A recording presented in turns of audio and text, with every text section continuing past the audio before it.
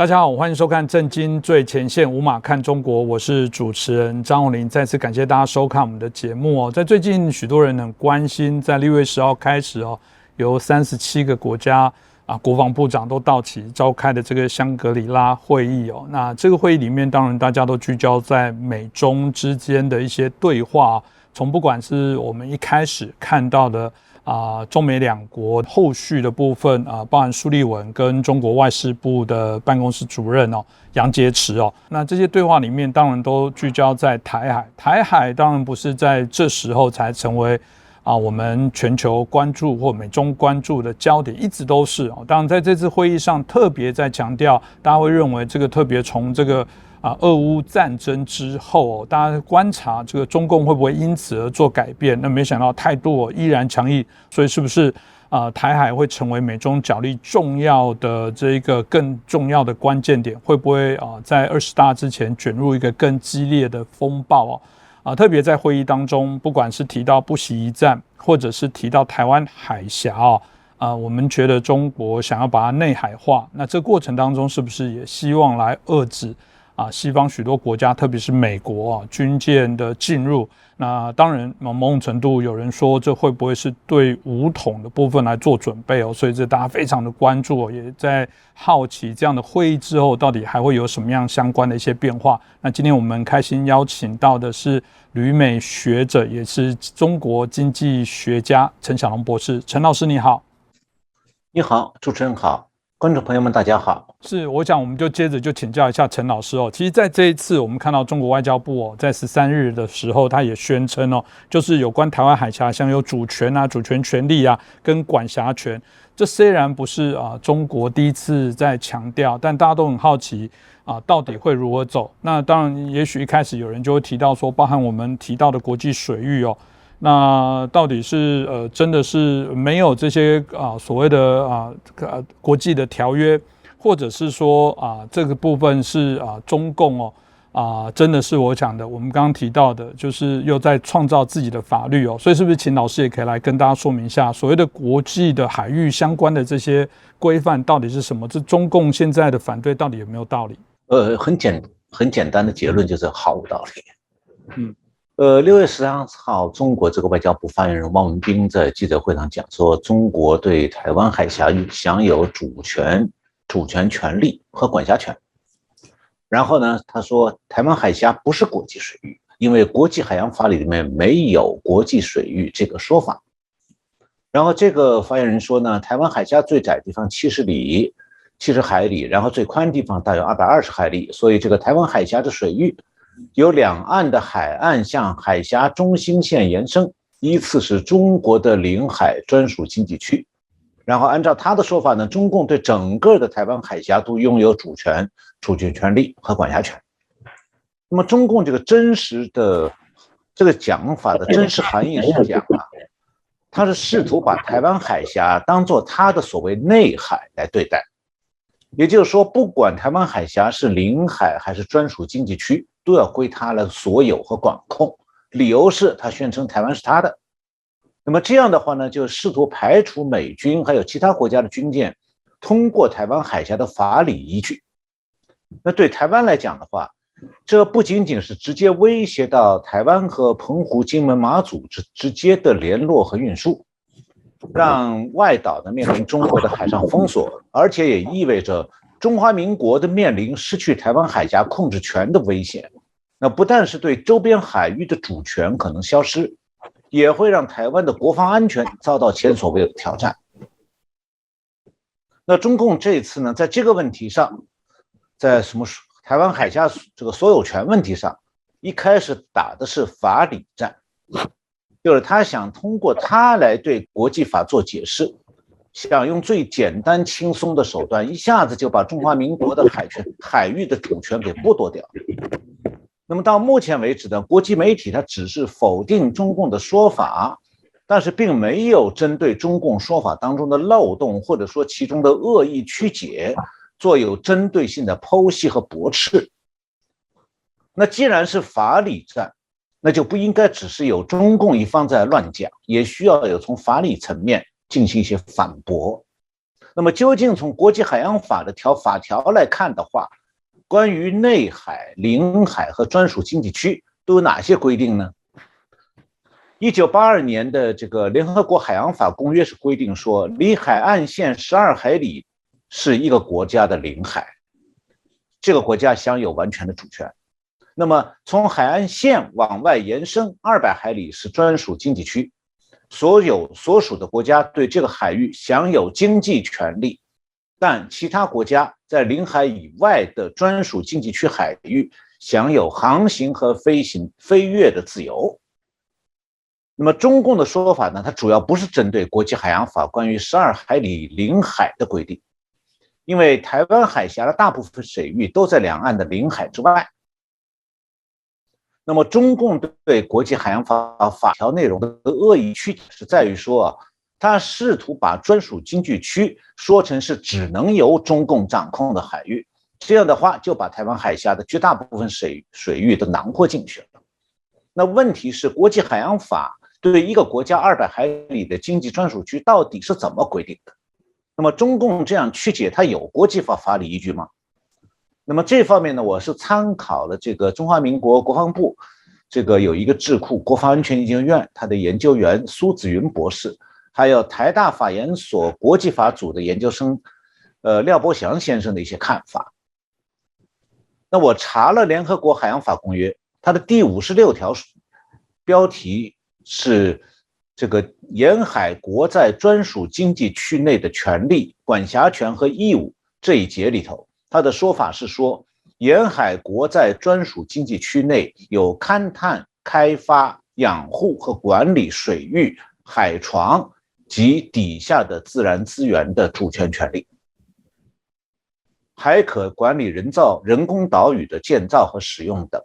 那同时，联合国海洋法公约第58条，其他国家在专属经济区内的权利和义务这一节当中还规定，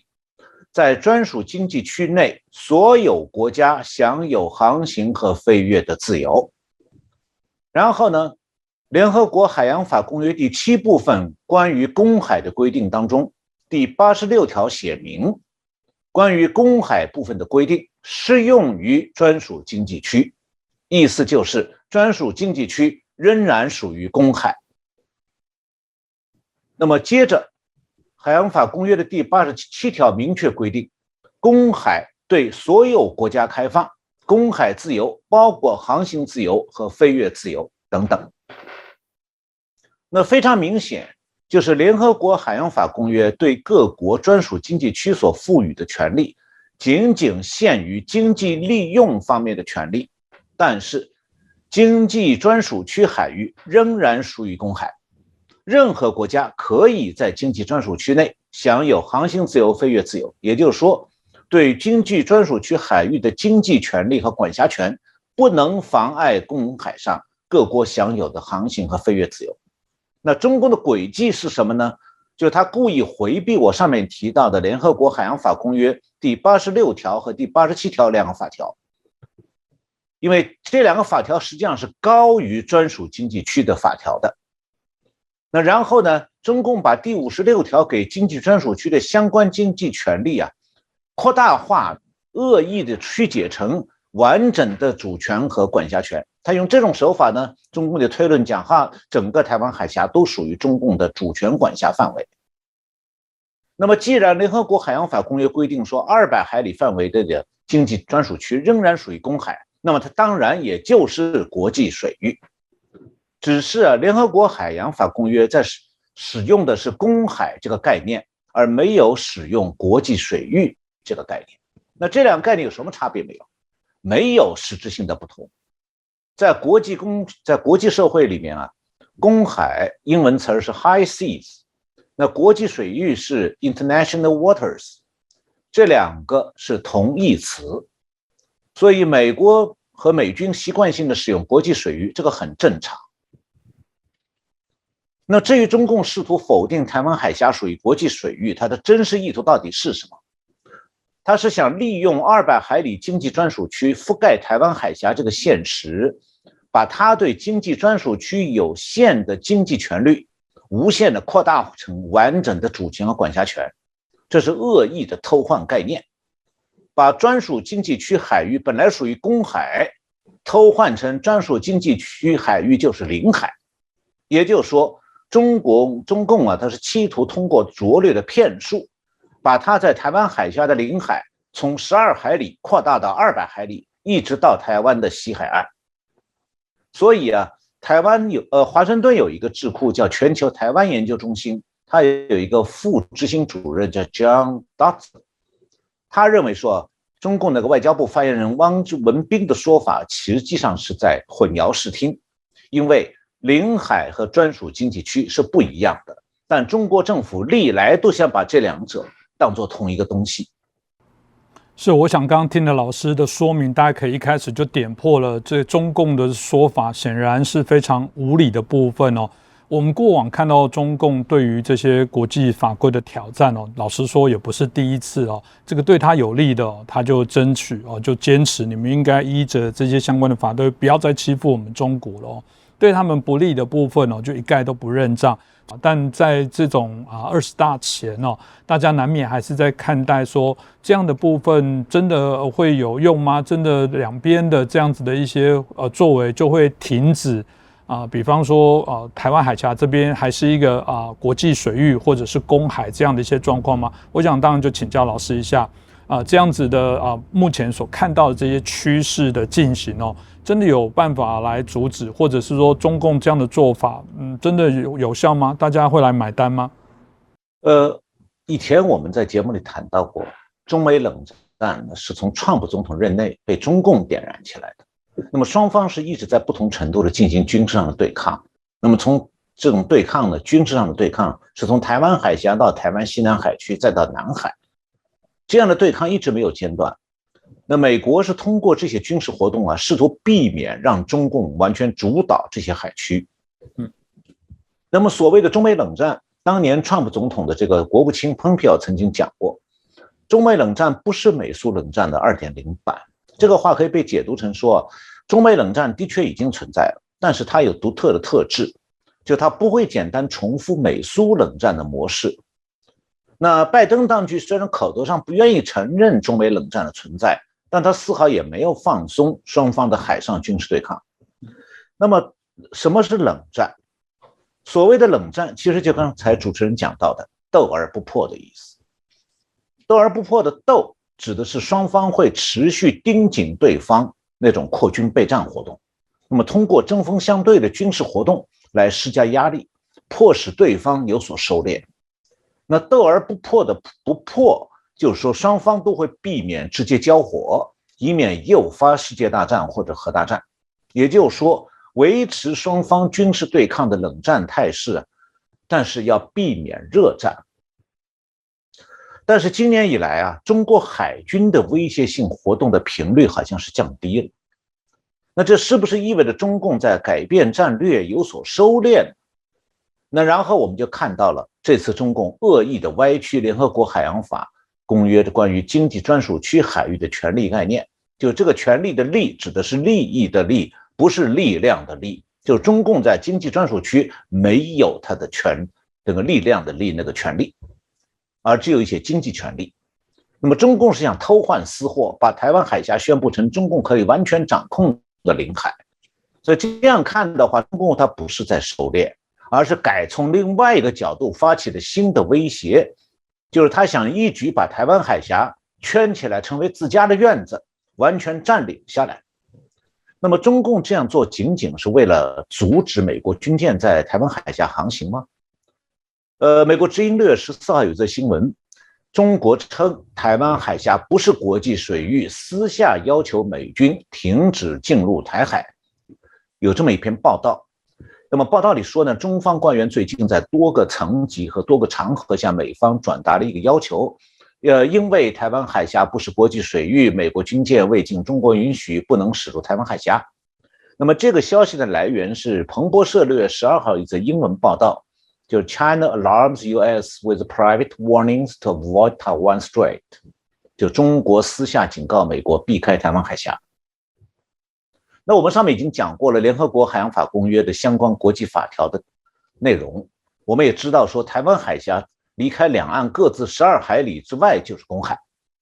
那美国军舰航行通过这个海峡，它是拥有完全的自由的。那中共不过是在施展骗术，想要国际社会相信说台湾海峡不是国际水域，不是公海，而是中共的内海，可以任由它作为。那当然，美国国务院是驳斥了中共的说法。6月14号，美国国务院的发言人 Price， 这个 Ned Price 回答了路透社的询问时候，他是用电邮回答的。他说呢，台湾海峡是一条国际水道，这意味着台湾海峡是公海自由的区域，根据国际公约保障之下，具有包括航行和飞越的自由。他说，台湾海峡的和平稳定对世界有长远的利益，我们认为这对更广大印太地区的安全和繁荣极为重要。他然后重申说，美国十分关切中国针对台湾的侵略性言论和胁迫活动，表示美国呢要将继续在国际法允许的任何地方飞行、航行和执行任务，包括通过台湾海峡。那么其次这次中共提出来的所谓的台湾内海说，它不单纯是一个老调重弹，也不单纯是一个台湾海峡的问题，而还有新的背景。那我们这里我觉得是需要把中共提出来这个所谓台湾内海说和中共最近刚刚宣布实施非战争军事行动纲要这两件事情要联系起来看，这样的话就会有一个比较完整的图像，帮助我们更好来理解说这个中共今后它的对台意图究竟会是什么样。因为我这样讲的原因是，我认为说中共正在改变它多年来的对台战略，要阻止美国军舰通过台湾海峡，只是它这个新的对台战略当中的一个很小的部分。那我们很多观众朋友们可能还不太清楚，中共最近宣布那个非战争军事行动纲要是个什么东西，它和台湾有什么关系？习近平是在6月13号签署了一项命令，这个命令的名称是军队非战争军事行动纲要，从6月15号起生效。那中共的官媒新华社报道说，这个举措是为了强化共军的非战争军事行动的组织能力。整个纲要一共是6章59条，但是中国媒体没有公布这份内容的具体的情况。美国之音介绍讲，美国国会研究所2021年的时候有一份关于中国军力的报告，在这个报告里呢提到了这个非战争军事行动，它指的是除了全面冲突以外的其他军事行动，可能包括定期的巡逻以及危机应对行动，比方讲回应对中国领土的威胁。那么中共是不是打算把进攻台湾作为本国领土范围内的军事行动，不算对外战争呢？就像普京说的，他侵略乌克兰不是侵略，是特别军事行动。那么这方面呢，美国之音采访了美国智库2049项目研究所的军事专家 Ian Easton。那 Easton 认为说呢，习近平此举是中共长期战略的一个部分，最终是想将台湾纳入其版图。但他认为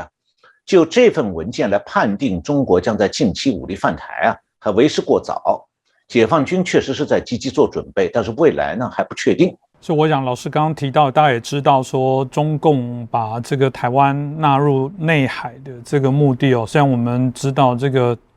早就知道中共的一些企图跟野心但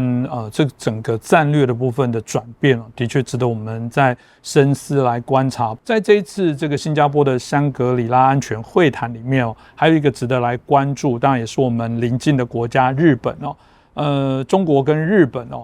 包含这个两国的国防部长，不管是岸信夫跟魏凤和，他们也针对了这个中日之间的部分进行会谈。当然，台湾也是其中所提到的重点日本当然还是一贯的提到说，这个台湾台海的这些稳定和平不仅这个攸关这个日本这个应该是国际所都乐于见到的这次中国跟日本的这些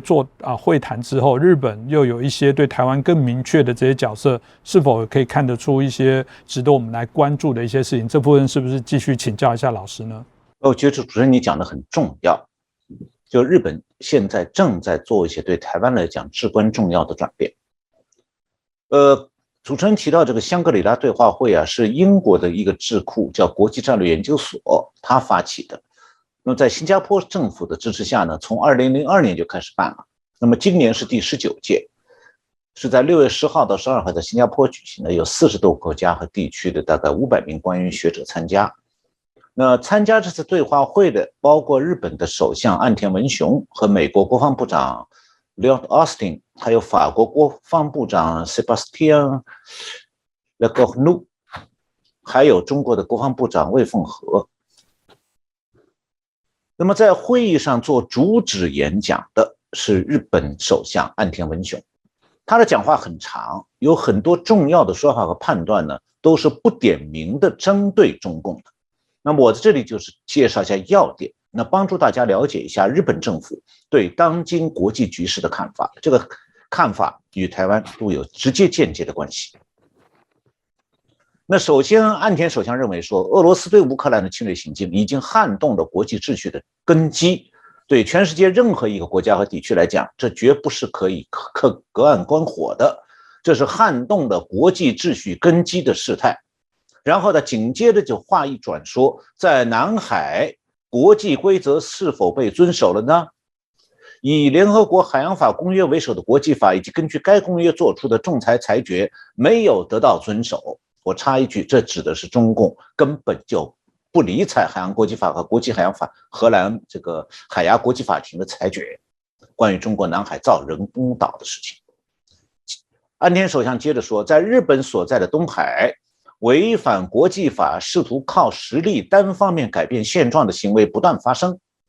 对此日本正在以坚决的态度加以对待。维护南海与东海之间的台湾海峡的和平和稳定也至关重要。令人遗憾的是，在这些地区依然在发生着不尊重人们的多样性、自由意志和人权的事态。这些问题的根基存在着对国际关系普遍规则的信赖产生动摇的状况。这是本质性的最大的问题，是通过我们的努力让国际秩序切实得以维护，继续走向和平与繁荣，还是任凭规则被无视破坏，放纵以实力单方面改变现状的那行为为所欲为，回归到强国依靠军事经济手段压迫弱国这种弱肉强食的世界呢？这就是我们必须做出抉择的现实。然后岸田首相表明了日本的态度，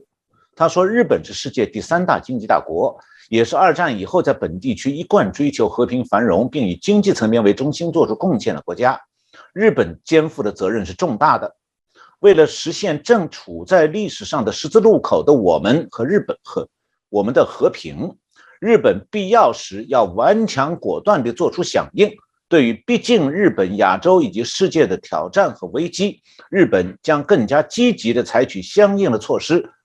日本要加强安全保障，从根本上加强日本的防卫能力，并加强日美同盟以及志同道合的国家开展的安全保障合作。那具体的东亚地区现状呢？岸田首相首先是表示说，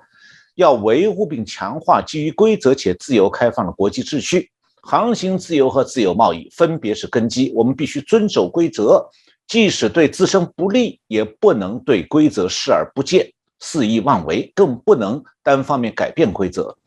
他说，他今年就任首相以后，已经访问了这个今年东盟的轮值国主席国柬埔寨，然后访问了印度尼西亚、越南和泰国，然后又到新加坡参加这个香格里拉这个讨论会。然后他说呢，基于自由开放的印太地区的合作，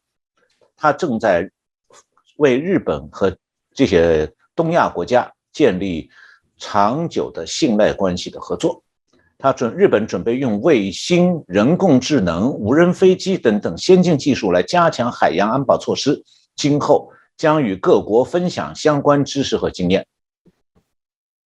那谈到日本在安全保障方面应该发挥的作用的时候，岸田首相指出说，目睹俄罗斯侵略乌克兰的行径，世界各国的安全观发生了重大变化。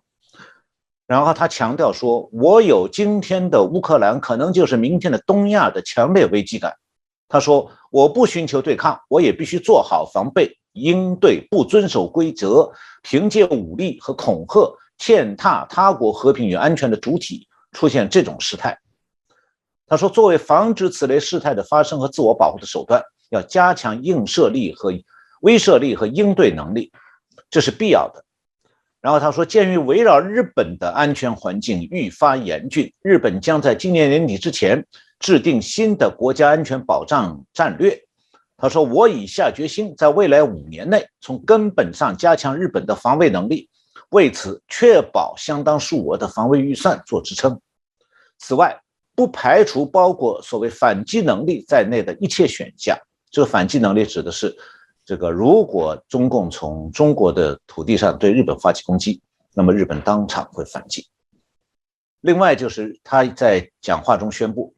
，6月13号起，日本将派遣海上自卫队的护卫舰出云号为核心的一支舰队，前往印太地区和东南亚还有太平洋地区的国家参加那里的联合训练。然后美国国防部长奥斯汀第2天也讲了一些话，那么他说现在我们感受到了逆风，来自威胁和恐吓，以及对世界被分割成势力范围的过时信念。现如今，印太地区是我们的优先行动区，印太地区也是美国大战略的核心。驻扎在这里的美国军队成员比世界上任何其他地方都要多，我们有30多万人军队在那里。我们最近提出了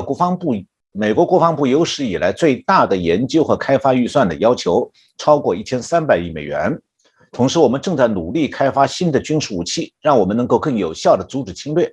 包括要研发隐形飞机、无人平台和远程精确射击。而且我们正处于交付可对抗导弹的高能激光器原型的边缘。而我们正在开发在网络电子战和雷达通信的交汇处运行的综合传感器。那么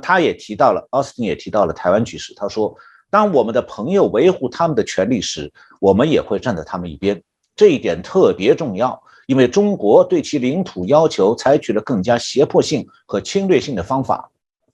在台湾海峡的利害关系尤其严峻，我们的政策是不变的和坚定不移的，它在历届政府中都是一致的。我们决心维护长期以来一直为该地区服务的现状，我们将继续履行我们在台湾关系法下的承诺，包括协助台湾保持足够的自卫能力，而且它意味着要保持我们自己的能力，以抵制任何使用武力或者其他形式的胁迫，从而危及到台湾人民的安全或者社会或者经济制度。然后呢，在记者或者参会者与奥斯汀的问答环节当中，有与会者问他说，印太地区最危险的潜在冲突是台湾海峡的战争，它将由中国试图以武力夺取台湾而引起。那么拜登总统最近实际上是在重复说，如果台湾受到攻击，他将保卫台湾。然后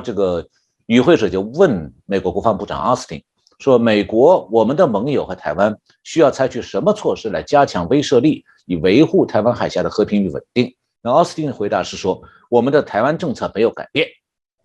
然后有一位新加坡的与会者这样提问，他说，岸田首相告诫说，今天的乌克兰可能是明天的东亚，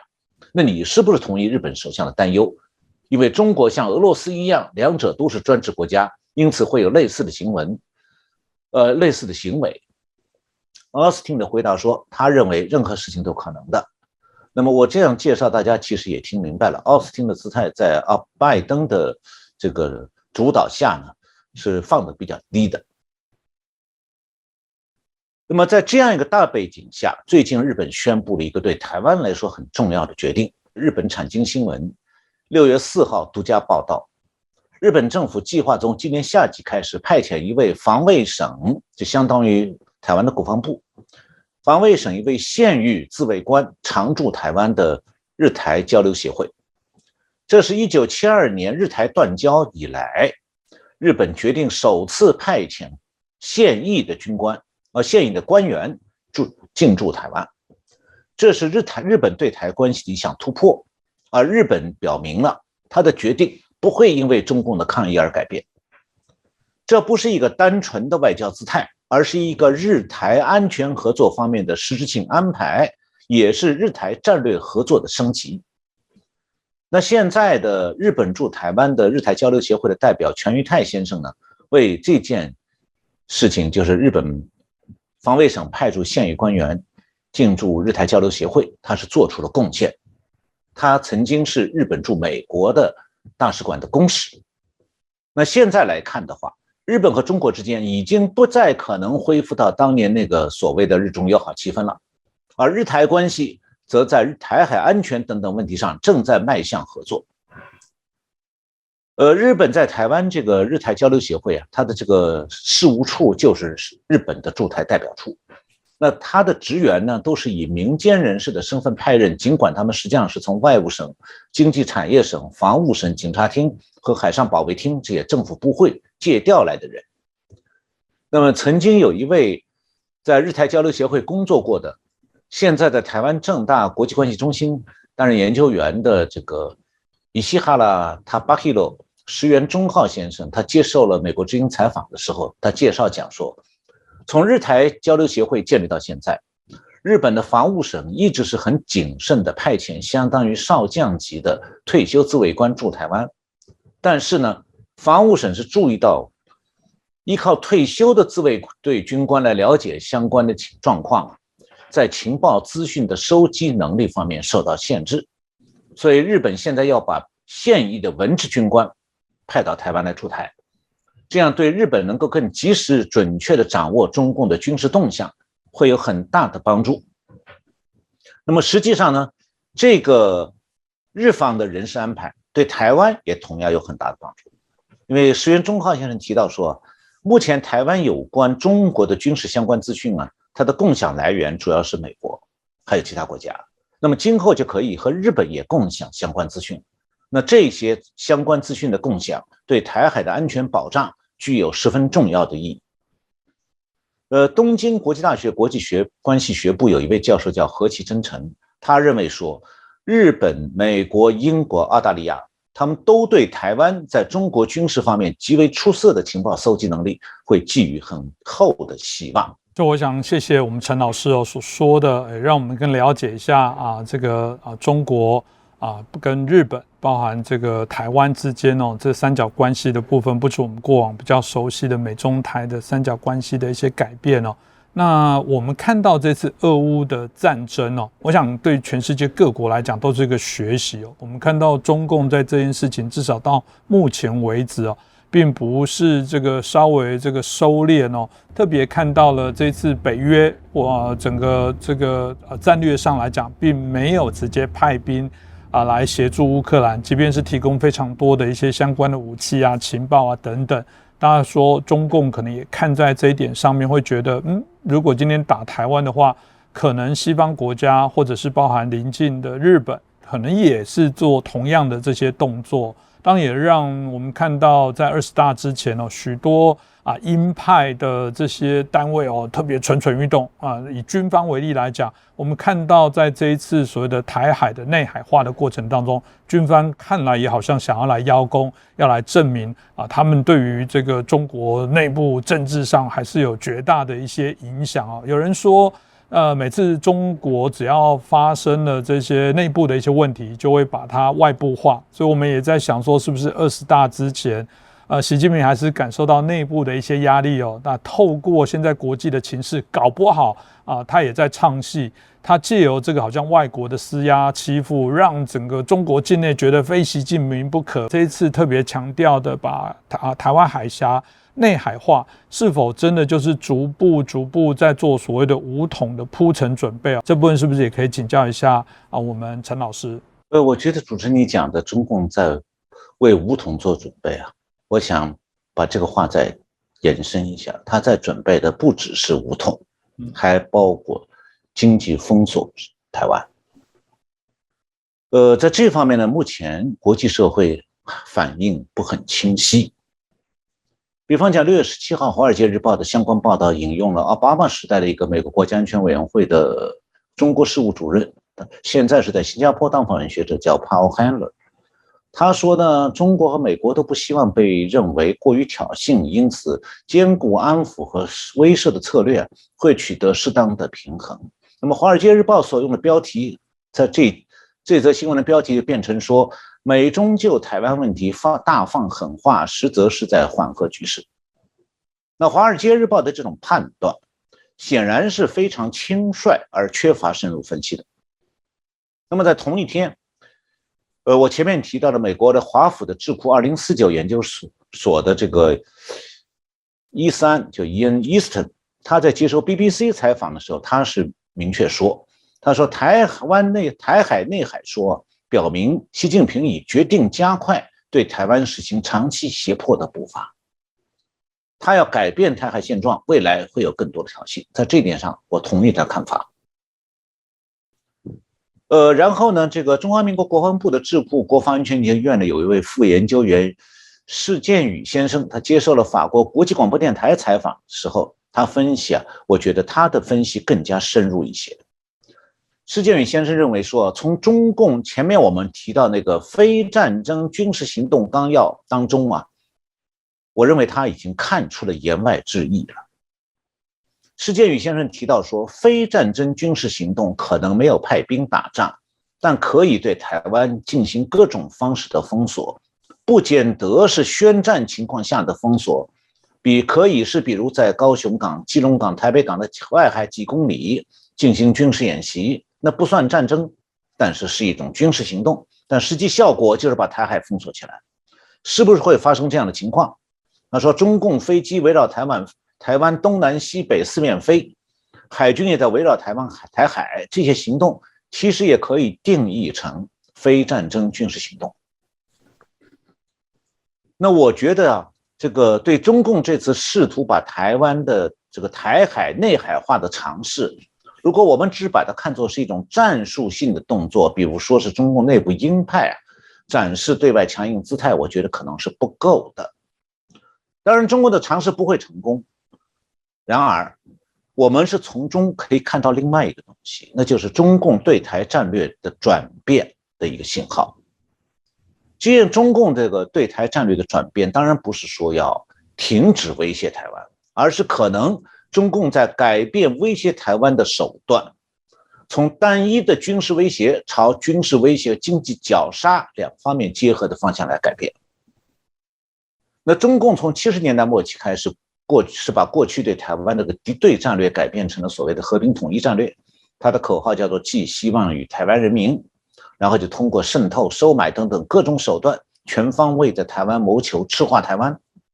那到了这个90年代，中共发现说它这个军力增强了以后和平统一战略不够了，所以它开始加上了一个文攻武吓战略，把它变成文攻武吓，这样就有了90年代对台湾外海发射飞弹的举动。那过去这些年来，中共发现说和平统一战略失败了，文攻武吓战略也不灵，于是呢就再度回到这个军事压力和军事威胁，这个武力威胁、军机骚扰就成了台湾面临的常态。那现在来看的话，中共的对台战略好像也有了新的转变，他还在准备对台湾实行经济封锁。那所谓的台海内海论，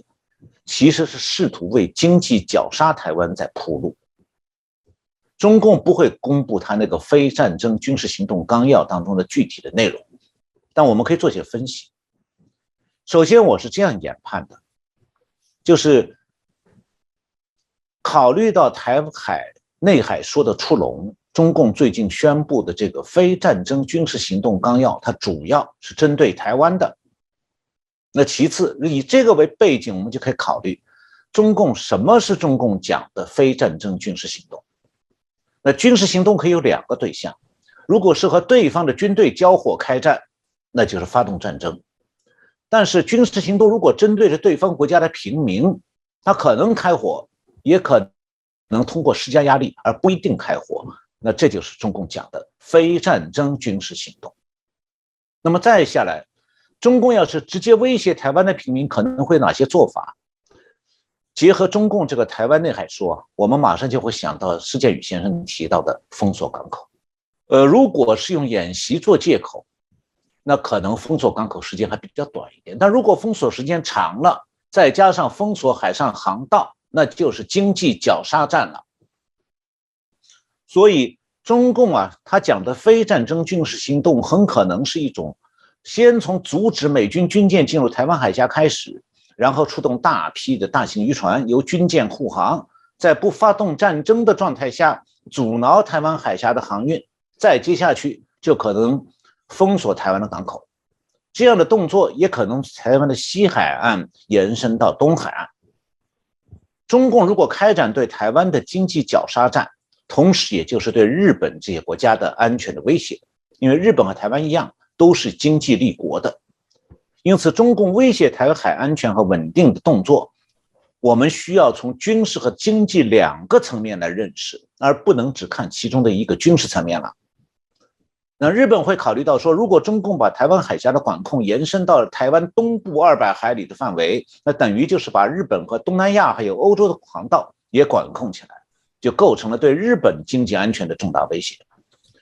所以台湾现在应该是要有应对中共对台新战略的准备，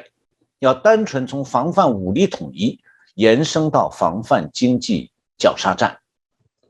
而日本和台湾是完全站在同一条战壕里的，可以携手合作，防范国际事态恶化。我想今天透过陈老师的说明当然特别针对我们现在中共的对于台湾的相关的行动，显然真的在做一些不同的一些转变非战争的军事行动，透过陈老师的这个说明，可能大家更要警觉。我觉得这一集应该是许多尤其在台湾境内的民众，甚至哪怕政府的官员，都要好好的来了解如果今天我们可以想象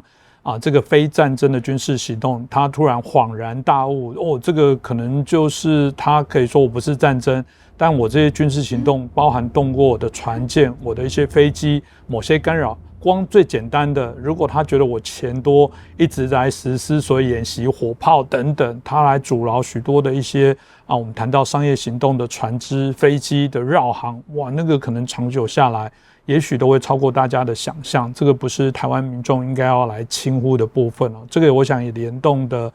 对于台湾的内部政治的部分，我觉得都可能会产生一定的一些影响我想谁是一个所谓的麻烦的制造者，从这过程当中应该可以一目了然那今天很谢谢我们陈小龙博士陈老师再来带来我们清晰的分析我真的觉得这一集大家真的要好好来审视一下，了解一下中共可能在20大之前都有各种可能的一些